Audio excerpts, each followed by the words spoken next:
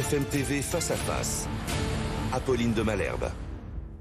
Il est 8h32 et vous êtes bien sur RMC et BFM TV. Bonjour Olivier Grégoire. Bonjour Apolline de Malherbe. Merci d'être dans ce studio pour répondre à mes questions. Vous êtes la ministre des entreprises, du tourisme, de la consommation. On va parler pouvoir d'achat, on va parler tickets resto, promo, origine des produits, parce que ça fait partie de vos combats. Et je voudrais qu'on puisse commencer d'abord avec les contrôles sur l'origine des produits. On en a énormément parlé au moment de la crise des agriculteurs et puis depuis c'est un peu tombé dans un trou. Sauf que vous essayez de vérifier d'où viennent les produits. Je voudrais qu'on distingue d'abord deux choses avec vous. Quand il y a marqué Origine France sur un produit brut, ok. Quand on achète des nuggets, par exemple, on ne sait pas du tout d'où vient le poulet à l'origine. Ça va changer? Ça change déjà? C'est l'objet de ce que j'ai lancé d'ailleurs à la fin du salon de l'agriculture. Vous avez remarqué au mois de janvier et février, pendant le salon, on a beaucoup parlé, notamment ici, de l'amont agricole. Comment mieux rémunérer les producteurs, etc. Moi, je suis la ministre de la Consommation et je crois que le consommateur, sur l'aval agricole, peut aussi jouer un rôle, s'il le veut, s'il le peut, en matière de pouvoir d'achat, pour choisir des produits dont la matière première agricole serait française. Pour ça, vous l'avez dit, ça suppose qu'on ait l'information. Mon combat, soyons clairs, c'est plus d'informations aux consommateurs pour qu'il puisse, s'il le veut, s'il le peut, choisir peut-être des aliments, des ingrédients Origine France. On a aujourd'hui, depuis 2011, l'obligation d'indiquer l'origine des fruits et légumes. Depuis 2020, l'indication des viandes, vous le voyez, des vins. Il y a eu aussi l'indication des miels depuis 2022. Moi, j'appelle depuis maintenant 2 mois et on avance beaucoup. Je vais vous donner des informations avec les industriels et les distributeurs pour leur dire, jouons le jeu de la transparence. Tous les produits, les ingrédients ne viennent pas de France. L'objectif, c'est pas forcément d'indiquer ceux qui viennent de France. L'objectif, c'est d'indiquer les ingrédients majoritaires qui composent un plat préparé. Vous avez cité les nuggets, c'est ce qu'on appelle un produit transformé. Et on voit, et d'ailleurs les contrôles de la DGCCRF le démontrent, qu'il y a parfois des filous qui jouent le prétexte qui drapeau français, alors que la matière première agricole n'est pas française. Que nos agriculteurs soient en colère, c'est normal. On a annoncé avec Bruno Le Maire 10 000 contrôles sur l'année sur ce qu'on appelle la francisation, c'est-à-dire cette utilisation du drapeau français sur les packaging pour vérifier si c'était vrai. La réalité, c'est que c'est pas tombé dans le trou, pour reprendre votre expression, peut-être médiatiquement, mais pas du tout en termes de contrôle. On a, sur les 10 000 contrôles, déjà en 3 mois, on en a fait 3 000. Sur les 3 000 contrôles... il y en avait très peu qui étaient faits jusqu'à présent. Je veux comprendre aussi à quel point c'est... Sûrement pas assez. Et qu'on en fasse plus, c'est parfaitement légitime. Aujourd'hui, sur 10 000 contrôles, un tiers sont réalisés. Vous avez un peu plus de 500 avertissements. Ça n'est pas rien. Et vous avez 236 procès-verbaux très concrets, un peu moins de 10% des contrôles, qui ont donné lieu à des procès-verbaux. Ce sont des procès-verbaux qui peuvent aller loin. On a jusqu'à des sanctions assez engageantes, de centaines de milliers d'euros, voire des sanctions pénales. Quand s'adresse à qui? Je veux vraiment bien comprendre. Vous faites ces contrôles, vous découvrez qu'il y a un petit drapeau français, alors qu'en réalité, le poulet, il vient pas du tout de France, par exemple. Vous faites quoi? Vous faites une sanction ou vous faites un avertissement à ce moment-là? Ça dépend de la gravité de la filouterie. C'est-à-dire, si on dit poulet 100% français alors que le poulet vient hors de l'Union européenne, là, c'est une sanction. D'accord. Si ça peut être... Parce que c'est une véritable fraude. Parce que c'est un mensonge. D'accord. Et on a aussi parfois des industriels ou des distributeurs qui ont le bénéfice du doute où la volonté n'était pas de tromper le consommateur. Donc, les inspecteurs de la DGCCRF vérifient ça sur le terrain. Moi, je rappelle quand même qu'on a un peu plus de 200 procès-verbaux très concrets qui aujourd'hui... qui concerne qui? Pardon, mais quand on parle de nuggets, je veux dire tout le monde, tous les parents. Qui concerne à la fois des industriels et des distributeurs. Des grandes marques de tous les jours? Des marques de tous les jours, des marques plus ou moins grandes, des marques régionales, des marques nationales. C'est pas moi qui vais aujourd'hui donner l'intégralité des marques. On aimerait bien savoir, en fait. C'est pas l'objet. J'ai pas vocation à faire ça. On saura quand les sanctions auraient été peut-être recouvrées. On est en train de les recouvrer. Les procès-verbaux sont tombés. Vous savez, il y a toujours aussi un temps de contradictoire, d'expliquer si la faute est volontaire, involontaire. Mais on saura. On saura, oui. Ils seront d'abord obligés d'enlever. Ils seront d'abord obligés d'enlever ce fameux drapeau français s'il ne correspond pas à la réalité du produit. Et est-ce qu'à un moment, parce que j'imagine qu'il y a aussi des entreprises qui vont se targuer d'être vertueuses, elles auront bien raison, ça sera même un argument commercial, mais est-ce qu'à l'inverse, celles qui ne jouent pas le jeu pourront être pointées du doigt? Oui, vous savez, moi j'ai pas de problème avec la transparence. Je sais pas si vous avez remarqué, depuis que je suis là, on donne activement les noms, par exemple, des entreprises, même des très grandes, qui ne respectent pas les délais de paiement. Avant, c'était un petit communiqué de presse sur un site de la DGCCRF. Aujourd'hui, la ministre que je suis fait des communiqués de presse tous les 3 mois pour dire telle entreprise s'est fait sanctionner.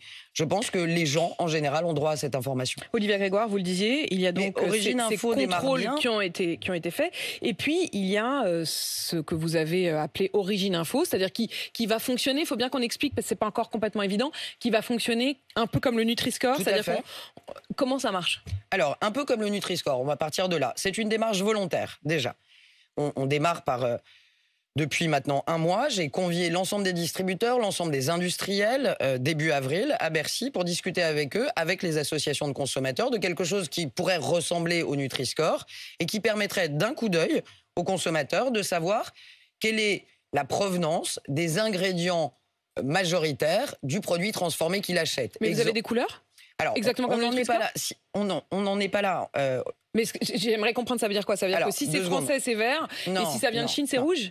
Déjà, ça ne s'appelle pas l'Origine Score. D'accord, ça s'appelle comment? Origine Info. Ok. Pourquoi? Parce qu'on n'est pas dans une dynamique de scoring. Le Nutri-Score, tu as des bienfaits nutritionnels ou tu n'as pas de bienfaits nutritionnels. C'est bon pour la santé ou c'est pas très bon pour la santé. L'origine, c'est pas la même chose. C'est-à-dire, c'est pas parce que le poulet vient d'ailleurs qu'il est moins bon. Et c'est pas parce que le poulet est français qu'il est forcément absolument meilleur. Et l'autre chose, c'est qu'on a aussi des groupes qui sont des très grands groupes, je pense aux grands distributeurs, qui exportent aussi. Donc, qu'on mette l'origine France... Mais quelle est la différence entre l'origine Score et le Made in France Il va être plus précis. Le Made in France promeut ce qu'il y a de français dans la conception du produit. Ce que j'appelle de mes voeux, c'est que, par exemple, sur une mayonnaise, il y a de l'huile, des œufs, de la moutarde. Bon. On a aujourd'hui des distributeurs qui vous mettent des gros drapeaux français sur le fait que les œufs soient français. Les œufs ne sont pas majoritaires dans le produit mayonnaise. Donc la question du consommateur légitime, c'est d'où vient l'huile, d'où vient la moutarde. Aujourd'hui, les distributeurs ou les industriels ne le mettent pas et ont plutôt tendance à pousser ce qui est français. Moi, ce que je dis, c'est qu'on ne peut pas pousser quand c'est français et pas dire d'où vient le reste. J'appelle donc, par exemple, sur le produit mayonnaise, à garder si les œufs sont français, mais à indiquer d'où vient l'huile, d'où vient la moutarde, pour avoir une information plus complète. Je ne veux pas que l'affichage français soit un prétexte. Et aujourd'hui, on a quand même des marques qui, pour certaines, mettent très en avant, par exemple, fabriqué en France ou assemblé en France. C'est bien, c'est très bien. On sent en général quand même que c'est louche. Quand c'est marqué assemblé en France... Moi, mon combat, c'est je suis des producteurs agricoles. Ce que je veux savoir, et ça me semble être important, c'est d'où vient...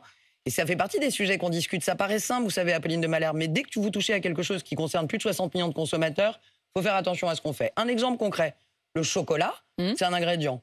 La matière première agricole qui fait le chocolat, c'est le cacao. Est-ce qu'on doit savoir d'où vient le chocolat? Ou est-ce qu'il a été transformé? Est-ce qu'on a vocation à savoir d'où vient le cacao? Moi, ce qui m'intéresse vis-à-vis de nos agriculteurs, c'est plutôt le cacao. C'est plutôt la matière première agricole qui m'intéresse. Dans la farine, il y a du blé. Moi, je veux savoir d'où vient le blé, par exemple. C'est ça qu'on est en train de discuter avec les distributeurs. Combien d'ingrédients il faut indiquer? Il ne faut pas perdre le consommateur non plus, c'est un des arguments... Quand vous avez 10 ingrédients qui sont nécessaires à la fabrication... On ne peut pas tout noter. Donc l'idée, c'est de mettre les 2-3 principaux et peut-être de permettre au consommateur qui le veut, par un QR code, comme certains le font déjà, d'avoir plus d'informations s'il le souhaite. On est en pleine discussion. Quelles sont les marques qui s'engagent à faire cet Origine Score? Alors, au moment où je vous parle, et c'est une bonne nouvelle, on a plus d'une quarantaine de marques très connues du quotidien des Français, industrielles, qui s'engagent derrière nous. Je peux vous dire que Fleury Michon, Bonduelle, Dossi, Yoplait, par exemple, ont contacté le cabinet, ont contacté Bercy pour dire nous on veut en être, on est prêt à expérimenter dès cet été de façon volontaire. Je veux aussi dire que tous les distributeurs sont partie prenante de la démarche. Certains l'avaient enclenché d'ailleurs en 2018-2019, notamment Intermarché et Leclerc. Il faut dire les choses, j'ai rien inventé. Le Covid avait cassé la dynamique. Le collectif En Vérité porte ce combat depuis des années. Tous les distributeurs sont autour de la table pour être partie prenante. Très concrètement, le yaourt, vous parliez de Yoplait. Ça veut dire que sur un yaourt Yoplait, yaourt aux fruits par exemple, on va savoir d'où vient le lait, on va savoir d'où viennent les fruits. On aura tout ça qui sera indiqué sur le packaging du yaourt. On est en train de discuter sur la fin de votre phrase. Après, autre question, par exemple, où le note-t-on? Il y a beaucoup d'indications déjà sur les produits. Et comment Certains sont prêts, parmi les distributeurs notamment. Je pense à Dominique Schelcher qui est très engagé sur la démarche. Système U, qui est ici souvent et qui le dit. Lui, il est prêt à le mettre, ce qu'on appelle on-pack, c'est-à-dire sur le packaging. D'autres sont un peu plus réticents et préféreraient peut-être mettre un morceau de l'information sur le packaging et l'autre sur les prospectus ou en ligne sur le drive. Il faut un peu de souplesse dans la démarche, je veux aussi le dire clairement. Oui, mais en même temps, si vous mettez de la souplesse, ça sera difficilement lisible. Le Nutri-Score, c'est le même, quel que soit le produit. Là, soyons clairs, dès le mois de mai, je vous passe les détails, mais là, on travaille sur un cahier des charges. On aura un logo au mois de mai qui sera le même pour tous. Vous n'aurez pas autant de logos qu'il y aura de distributeurs ou de produits. Mais certains distributeurs le mettront sur le packaging, d'autres sur le drive en ligne ou sur leur prospectus. C'est important de laisser un peu de liberté. Vous parliez du Nutri-Score, Apolline de Malherbe. Il a fallu 2 ans pour le sortir de terre. C'est une démarche volontaire, il n'a pas fallu de loi. Plus de 90% des consommateurs le reconnaissent, plus 60% des marques l'ont mis en place. Il y a des chemins dans ce pays pour faire des choses avec aussi des acteurs volontaires. C'est ma conviction, c'est ce qu'on fait avec Origine Info. Vous le verrez dès cet été. Dès cet été dans les rayons. Olivia Grégoire, le ticket restaurant, le plafond à 25 € et l'utilisation possible partout pour faire ses courses, ça va continuer. Officiellement, c'est une sorte de dérogation jusqu'en décembre. Est-ce que ça va devenir pérenne? Alors, ça c'est pareil. Un ticket restaurant, c'est payé moitié par l'employé, moitié par l'employeur. Ce système de tickets restaurant est géré par une commission nationale des tickets restaurants. Il y a 4 acteurs dedans. Les employés et les employeurs, normal, ils payent. Les restaurateurs, ils en bénéficient. Et les émetteurs, ceux qui font les tickets resto. Donc déjà, c'est pas la ministre toute seule dans son bureau, ni les parlementaires tout seuls au Parlement qui doivent décider. Donc moi, je concerte depuis plusieurs mois. Je les ai encore reçus cette semaine. Je les recevrai à nouveau pour un dernier tour de table le 18 avril prochain, jeudi prochain. Et ensuite, nous présenterons un texte de loi là à la rentrée, dès septembre, je pense, dès la rentrée, pour voir si on peut pérenniser effectivement le ticket restaurant. Il y a déjà une chose sur laquelle, c'est important que vous le sachiez, tout le monde est d'accord, dématérialiser. Vous avez encore 30% de tickets restaurants qui sont en papier. On a tous l'histoire... Le petit chéquier de tickets restaurants. Mais le petit chéquier qu'on a eu, toutes et tous, je m'en rappelle bien, souvent on l'oublie dans son sac, on le laisse dans un manteau, on le met dans la machine à laver. Savez-vous combien de millions d'euros de pouvoir d'achat sont perdus par les gens? Je crois que c'est 40 millions. Ben vous êtes calé, bravo. 40 millions d'euros. 40 millions d'euros. Non, mais tout le monde n'a pas ce chiffre, c'est quand même assez flagrant. Qui ont été perdus. Qui ont été perdus en pouvoir d'achat. Donc dématérialisation. D'accord, dématérialisation. Mais est-ce qu'on pourra continuer à l'utiliser pour faire ses courses? C'est très difficile de dire à plus de 96% des Français qui appellent de leur vœu qu'on continue à les utiliser, de dire non, vous êtes gentils, vous payez la moitié, mais en termes d'usage, on s'en occupe et vous n'aurez plus le droit de l'utiliser. Donc c'est vrai qu'on a aujourd'hui une conscience assez forte, notamment au cœur de la Commission nationale ticket restaurant, du fait qu'il faut consolider le dispositif, le moderniser, pas le fragiliser, mais il faut aussi tenir compte des usages. Imaginez-vous, 6 Français sur 10 aujourd'hui font leurs courses avec les tickets, des tickets restaurants ou pas, et préparent leur Tupperware, leur gamelle pour déjeuner le midi. C'est pas anodin, c'est plus d'une majorité, c'est 60% des salariés. On a 5 millions de salariés qui utilisent les tickets restaurants, 96% d'entre eux appellent à continuer l'utilisation. Bon, je vous ai entendu, donc Grégoire. on prend plutôt ce chemin. Au fait qu'on pérennise ce système. Il faut aussi faire attention, il y a des propositions qui sont sur la table. Est-ce qu'il faut 25 € en restaurant et 25 € en grande et moyenne surface? Il y a des idées de double plafond qui sont en ce moment même en train d'être discutées. Franchement, vous allez aller vers ça? Moi, j'ai envie de vous dire, sans torpiller la négociation, parce qu'on ne peut pas demander l'avis et donner la fin du match en même temps, mais je pense que tout ce qui relève de l'usine à gaz en matière de pouvoir d'achat des Français est un peu une hérésie. Donc, si aujourd'hui ça fonctionne... oui, mais il faut aussi entendre les inquiétudes des uns et des autres. J'entends les restaurateurs qui disent « nous, on a perdu des tickets restaurants ».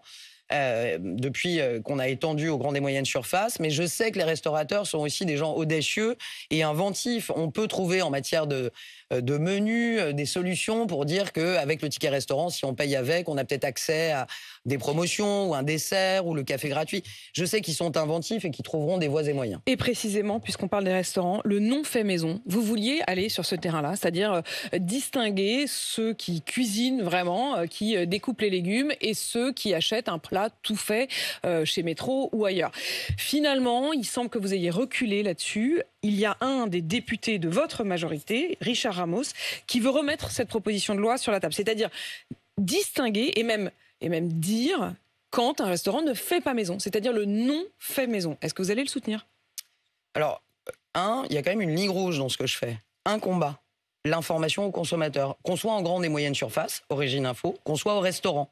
Okay, la transparence, c'est pas les jours pairs uniquement pour certains acteurs. Donc effectivement, j'ai appelé, et il y a eu une proposition de loi déposée à l'époque par un grand député qui s'appelait Guillaume Kasbarian, qui est désormais ministre, pour faire en sorte qu'on indique mieux et de façon obligatoire quand c'est fait maison et pas fait à la maison. Mais ce texte avait été rejeté.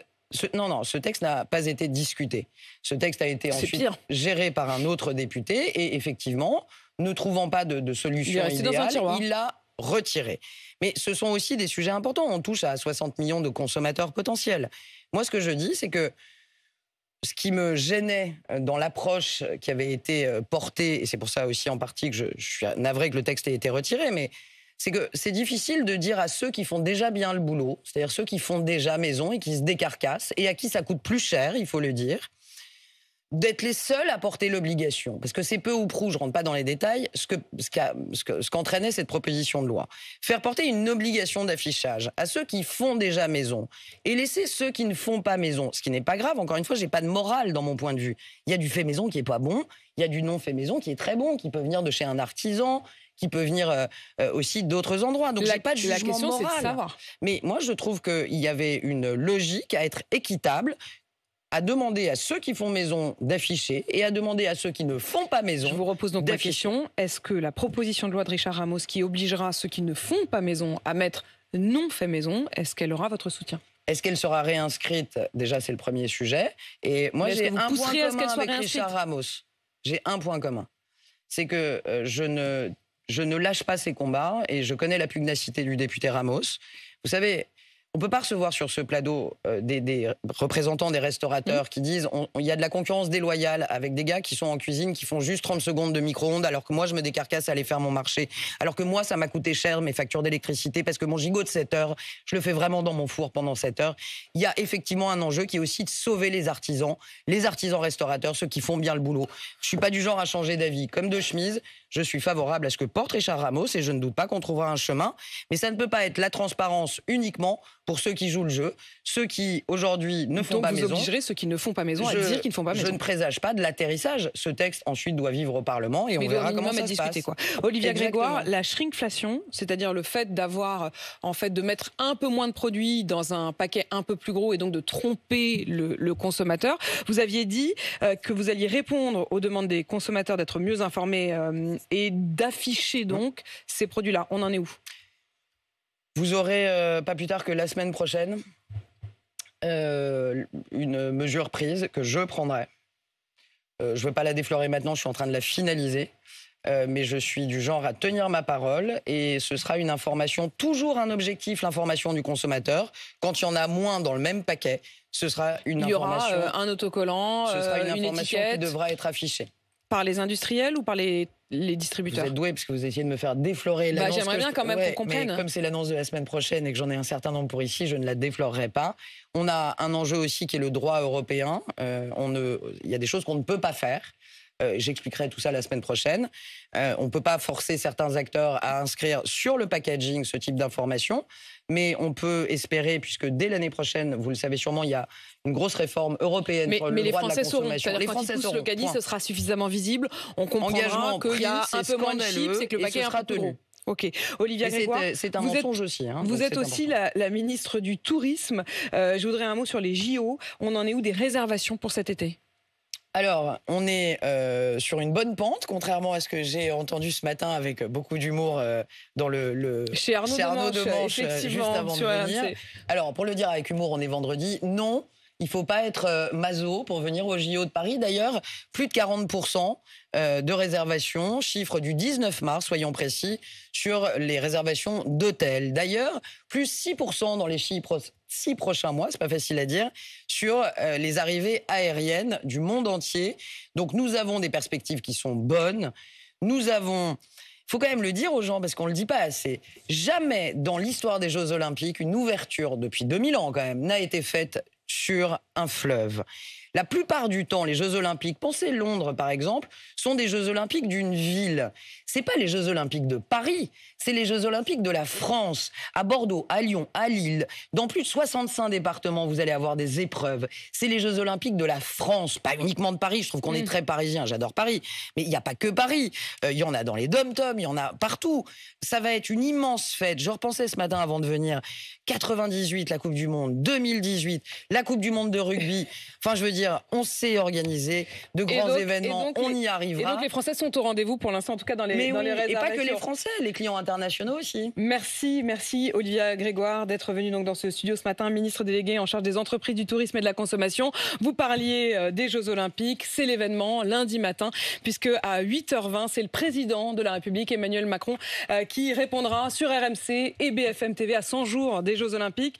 Je recevrai donc le président, ce sera en direct du Grand Palais. Je serai avec David Douillet, avec Marion Bartoli, avec Rémi Barret, c'est l'équipe olympique d'RMC. Et je serai avec les auditeurs aussi d'RMC et de BFM TV. Vous pouvez dès à présent poser vos questions au président.